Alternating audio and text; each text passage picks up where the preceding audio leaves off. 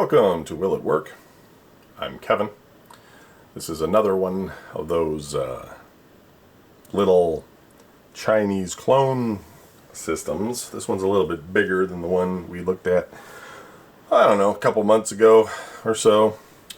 I don't think this one has a name. We can name it ourselves, I guess. On the side, it basically says 64-bit game operating system, 4.3-inch full TFT screen, expanded support TF card, lossless music, picture support, HDMI put, support for language switching, which is always helpful.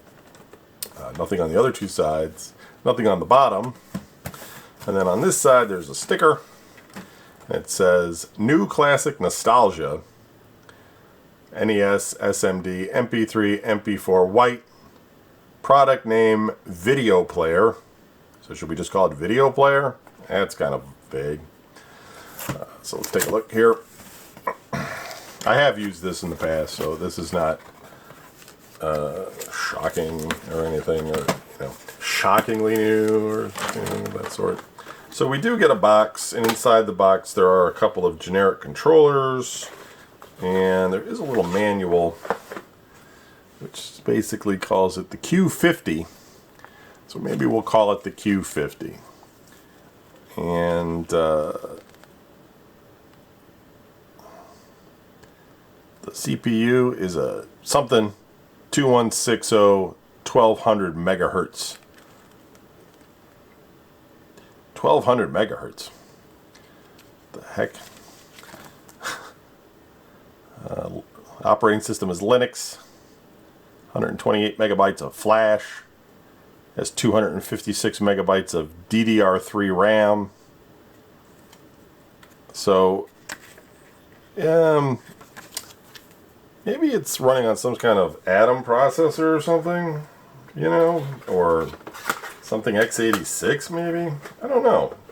Usually these run on some sort of ARM processor, and I would think that would still be the case here, but you never know. So this one's a little dirty, but let's take a look here. So we've got just says video game here on the Q50. There are no other identifying marks. Quality control pass, though, that's important. It has a rechargeable battery. I don't know how long it'll last. It has two USB port out, HDMI out, takes a TF card, gets powered through your standard micro. I think I'll plug it in so we don't run out of juice while we're testing it. Big old speaker on the back. Nice thing about this one and some of these clones, I tell you, there's a lot of these clones with terrible control. Just in general, it's not something that's real strong on the developers or the manufacturers when they're trying to cut corners. They really don't care too much about how well the game plays. And so here we have, though, a fairly, it's a little loose, but it's got a nice, freedom of movement. And what's good as well is that, there's a USB ports on the back, so you can connect, other more basic controllers. You can't just plug in like a Switch controller and expect it to work. Maybe you could map things to it, but I'm not quite sure how well that would work for you. You got your 6 buttons. They're not micro switch, but they're not too recessed or anything, so they're okay. Select start, etc. So with all of these, you tend to see the same type of menu, other than the Emu Elect or whatever the heck it was called, one that we looked at before. But let's go ahead and turn it on. And we get the famous little blue there. And it starts off and it gives us some Street Fighter 2, King of Fighters 97, 98, etc. The Punisher, Midnight Wanderer, Dungeons and Dragons, the arcade game. Let's try that.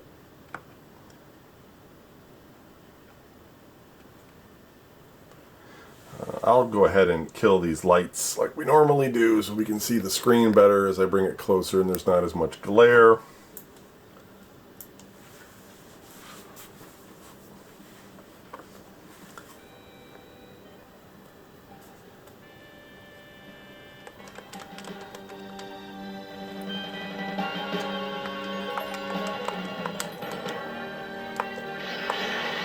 Welcome to the D&D world.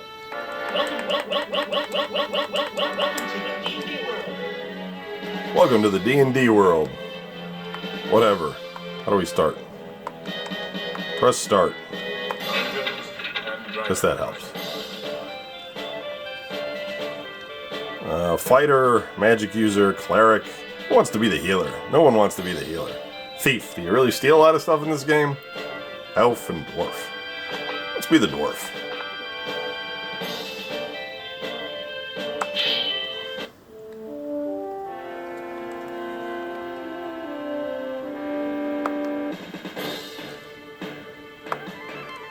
Descent from the Broken Lands.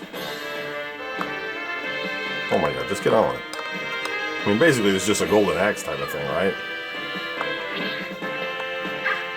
Oh, I got a bow? What's this over here?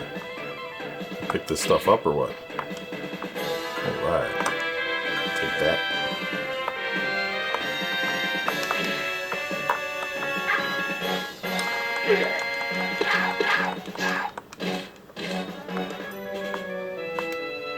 There's actually a lot to this, jeez.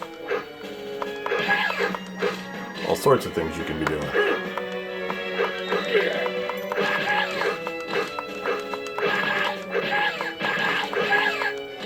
So, it plays okay. I'm not getting any stutter or anything. Seems alright for what this is.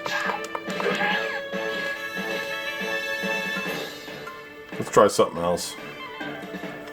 I know you guys wanted to see how the adventure was going to work out with my 9 tokens on here, but no, we're not going to keep playing it. So actually there's a fairly large selection of games on here, but we'll go down towards the file folder,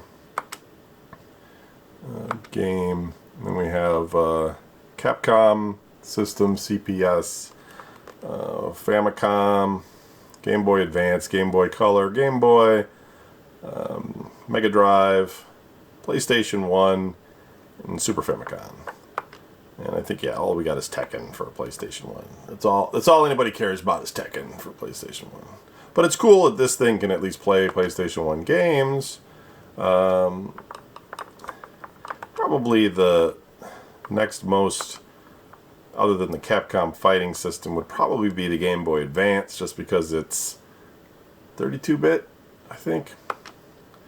Supposedly. You can play Pokemon. Pokemon! Scooby-Doo! Spider-Man! Jedi Power Battles! Tom and Jerry! X-Men, Reign of Action! Reign of Apocalypse, I mean. Let's see what that looks like. Probably terrible. 2001, licensed by Nintendo. Marvel. Activision.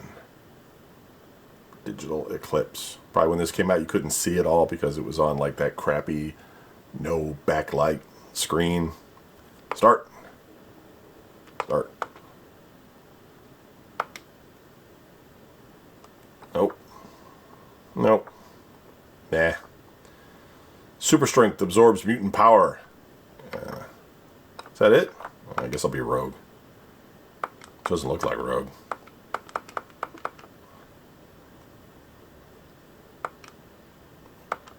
Come on, let's get to the game. Do. Yeah, it's just a brawler.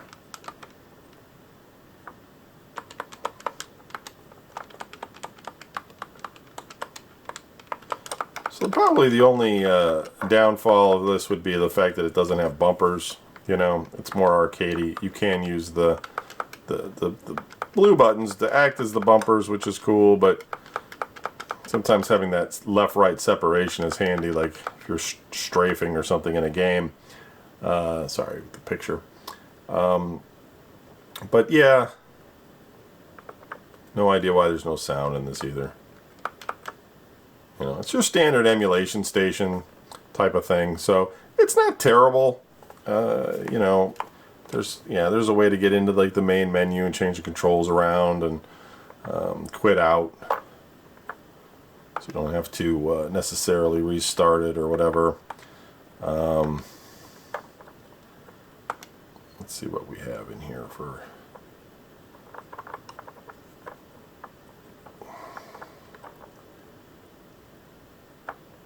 Alex Kidd, Alien Syndrome, Aliens. Alright, this is not, is it really? It's a lot of Capcom games, man.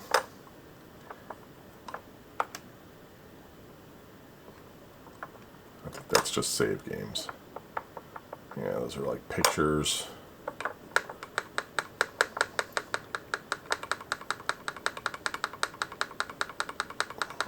Oh my god. Alright, that was a mistake. Going from the left was a bad move. Battletoads, anyone? We won't pull their freaking hair out playing Battletoads.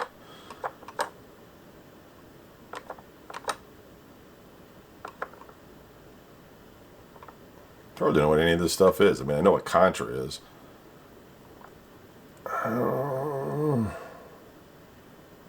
Darius. Dark Tower. Let's look at Dark Tower. See what that is.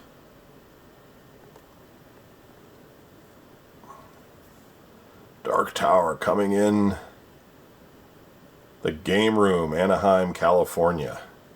Weird. And again, like, no sound on this one or something. Oh, there we go. Whoa.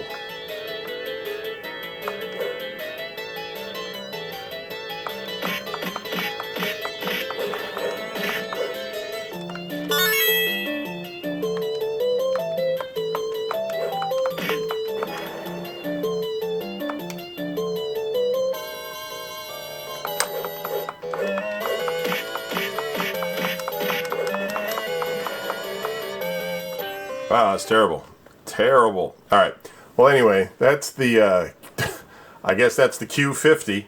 It's just another little emulation station. What I like about these kind of things is that, like, in this kind of a form factor, this little arcade machine type of deal with the battery, is that, like, you could leave this one on, like, a coffee table or something, and then if you have, like, friends over or whatever, and while you're going to, like, I don't know, take a dump or something, they can like sit there and tinker with it and play any one of the games they want or whatever and just kind of kick back. Or if you're having a party and friends are over, you know, somebody can be antisocial and sit on the couch or whatever and kind of play this.